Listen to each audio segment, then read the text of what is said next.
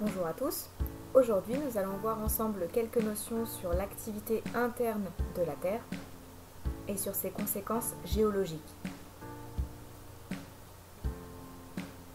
Nous aborderons les notions qui sont attendues au niveau du brevet des collèges et qui sont étudiées lors de l'année de 5e, 4e et 3e.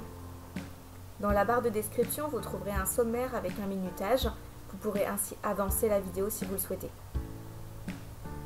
De nombreux événements géologiques impactent notre planète, notamment des séismes par exemple. On constatera que ces événements géologiques sont plus fréquents à certains endroits qu'à d'autres.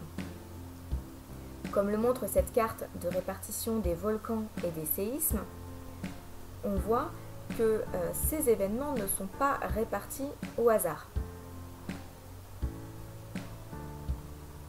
On notera la formation d'alignements volcaniques et d'alignements de séismes. Avant d'aller un peu plus loin sur ces alignements, revoyons un petit peu quelques notions sur les séismes et sur les volcans.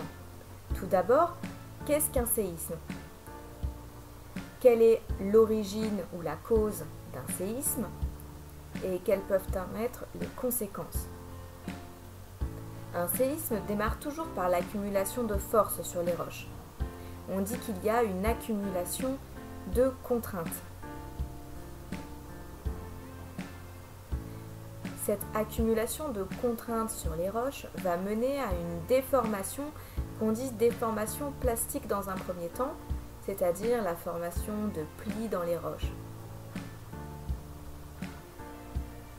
Suite à cette déformation plastique, les roches ne peuvent plus accumuler davantage de contraintes. On va donc avoir une rupture de la roche en profondeur. Elle se produit au niveau du foyer. Ceci libère l'énergie accumulée. Mais ceci produit aussi la libération d'ondes sismiques. Ces ondes sismiques peuvent être mesurées par des sismographes, ce qui produit des sismogrammes.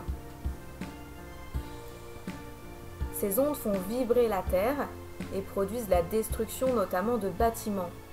Plus on s'éloigne du foyer, moins les bâtiments sont endommagés car les ondes sismiques s'atténuent.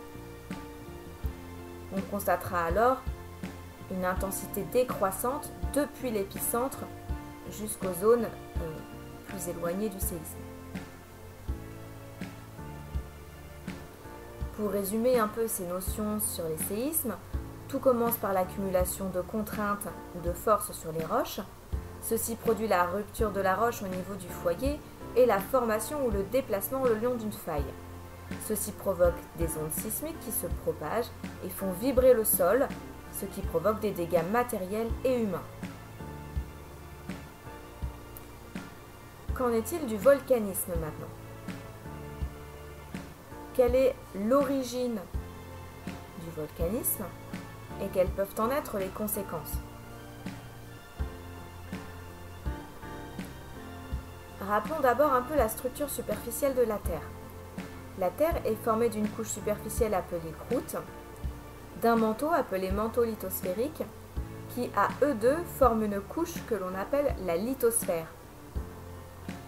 En dessous se trouve la couche appelée asténosphère. On a tout d'abord la fusion de roches, de la croûte ou du manteau. Cette fusion est à l'origine de la production d'un magma qui va pouvoir remonter car il est moins dense que les roches qui l'entourent. Cette remontée se fait au niveau de cheminées ou de conduits magmatiques. Suite à ça, le magma peut être stocké éventuellement dans une chambre magmatique. À l'issue de ce stockage dans la chambre magmatique, on va avoir une ascension par la cheminée et une éruption volcanique.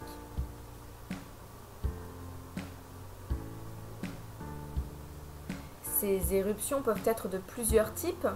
Pour simplifier, on dira qu'il existe deux grands dynamismes éruptifs. Un type que l'on appellera effusif, comme indiqué sur la photo, et un type que l'on appellera explosif, beaucoup plus dangereux. Tout d'abord, le dynamisme effusif. Il s'agit d'éruptions de lave qui sont relativement fluides. On va donc avoir des coulées ou des fontaines de lave. Ces laves ne contiennent qu'assez peu de gaz finalement. En revanche, le dynamisme explosif correspond à d'importantes éruptions qui correspondent à des cendres, des poussières. On va avoir la production de nuées ardentes et une lave très visqueuse qui forme parfois des dômes. Ces éruptions sont très dangereuses. Revenons maintenant à la répartition des séismes et des volcans. Nous avions dit qu'ils étaient alignés. On remarque ici un découpage en pièces de puzzle que l'on appelle des plaques lithosphériques ou plaques tectoniques. Ces plaques sont en mouvement les unes par rapport aux autres. Elles peuvent s'écarter ou se rapprocher. Si l'on regarde au niveau de la frontière entre la plaque nord-américaine et la plaque eurasienne, on constate un mouvement d'écartement, appelé divergence. Si l'on va voir de plus près entre ces deux plaques, on remarque la présence d'un relief sous-marin. Ce relief est appelé dorsal. Mais alors que se passe-t-il au niveau de cette dorsale? Si l'on va voir sous la surface, on observera des éruptions volcaniques. La lave chaude, au contact de l'eau de mer, se refroidit et forme des roches. Sur cette carte, on vous représente l'âge des roches ainsi produites en fonction de la distance à la dorsale. On voit que plus on s'éloigne de l'axe de la dorsale et plus les roches sont âgées. Elles sont par exemple de 180 millions d'années au niveau des extrémités. Comment peut-on alors expliquer cette observation ?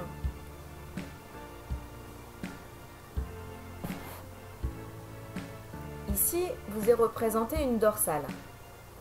On a donc sur les côtés de la lithosphère continentale qui surmonte une couche d'asténosphère. On va avoir une remontée de matériel chaud qui va aboutir à une fusion du manteau. Le magma formé par fusion du manteau va remonter car il est moins dense. Au contact de l'eau de mer, il va se solidifier et former la nouvelle lithosphère océanique.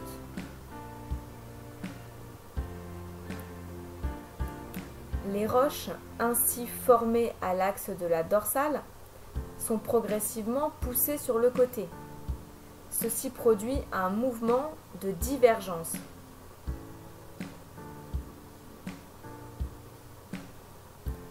On aura alors des roches jeunes et chaudes formées à l'axe de la dorsale et des roches plus âgées et froides qui sont repoussées progressivement sur les côtés. Mais alors que se passe-t-il quand la lithosphère océanique qui est refroidie rencontre la lithosphère continentale? Vous aurez probablement remarqué que la surface de notre planète n'augmente pas en continu. Ça veut donc dire que la lithosphère qui est créée au niveau de la dorsale doit bien disparaître quelque part. Si l'on retourne sur notre carte ici, on voit bien au niveau des dorsales un mouvement de divergence. Allons voir ce qui se passe ici. On voit qu'on a un mouvement de convergence à l'extrémité de la dorsale. Ce mouvement de convergence vous est représenté ici. On voit qu'au niveau de la dorsale, la lithosphère océanique produite en continu produit un mouvement de divergence. Cette lithosphère, au niveau de la dorsale, va être ensuite poussée sur le côté et va finir par rencontrer une lithosphère continentale. On a donc ici un mouvement de convergence. Ce mouvement de convergence a lieu au niveau de zones appelées zones de subduction. À ce niveau-là, la lithosphère océanique âgée et lourde va plonger sous la lithosphère continentale. Ceci produit des séismes qui vous sont représentés ici par ces étoiles. Ceci va également produire la fusion de l'asténosphère qui est sous la lithosphère continentale. Le magma va alors remonter et produire un volcanisme de type explosif, comme vu au début de la vidéo. Que se passe-t-il maintenant quand ce sont deux lithosphères continentales qui se rencontrent? On observe ce genre de situation entre la plaque indo-australienne et la plaque eurasiatique, ici. Tout commence de la même manière que vu précédemment. On va avoir un mouvement de convergence et une subduction de la lithosphère océanique. Quand toute la lithosphère océanique a disparu, alors deux lithosphères continentales vont s'affronter. Ce mouvement de convergence est appelé collision.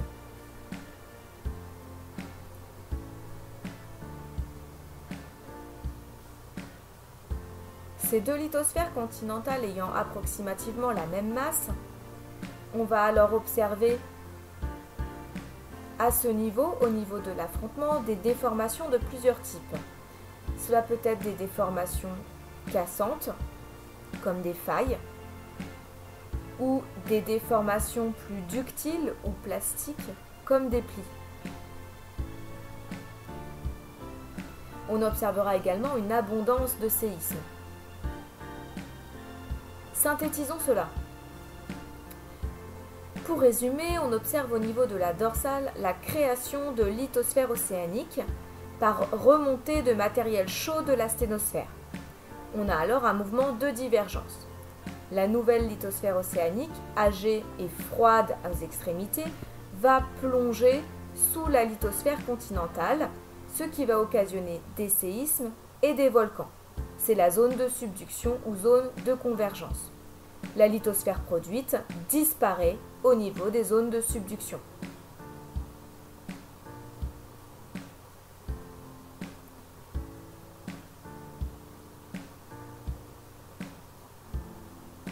Interrogeons-nous maintenant sur le moteur de cette tectonique des plaques. Pourquoi finalement ces plaques sont-elles en mouvement? Pour rappel, le globe terrestre est formé de plusieurs couches.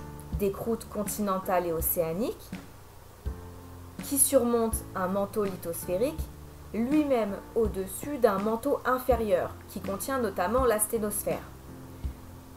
On a en dessous un noyau externe liquide et enfin un noyau interne solide également appelé graine. Le mouvement des plaques est en fait dû à la libération de l'énergie interne de la Terre. C'est une chaleur interne. D'où vient cette chaleur? La première origine de la chaleur terrestre est la désintégration d'éléments radioactifs comme le thorium et l'uranium qui sont localisés dans la Terre, dans le noyau, dans la graine, dans le manteau et dans la croûte. Le manteau représentant le plus grand volume, c'est lui qui est responsable de la majorité de la chaleur libérée. La deuxième source de chaleur est celle issue de l'accrétion initiale ou de la formation de la Terre. La Terre s'est formée par collision entre différents amas rocheux. Cette collision est à l'origine de l'accumulation d'une grande quantité d'énergie. Cette énergie est actuellement toujours libérée par notre planète sous forme de chaleur. Enfin, la dernière source de chaleur correspond à la cristallisation du noyau terrestre. En effet, le noyau liquide passe progressivement à l'état solide. Cette solidification du noyau externe est à l'origine de la libération de chaleur.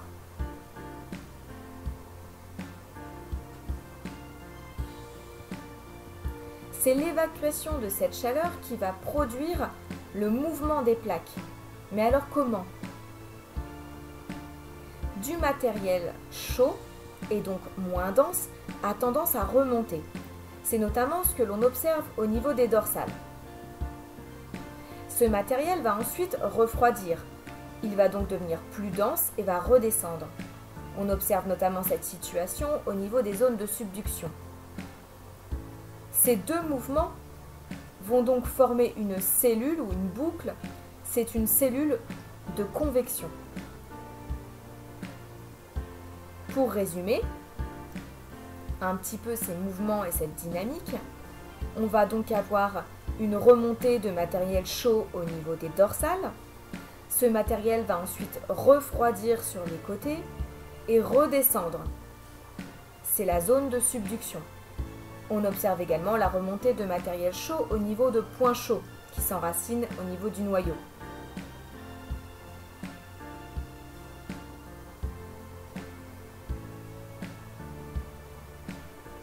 Je vous souhaite à tous de très bonnes révisions. À bientôt!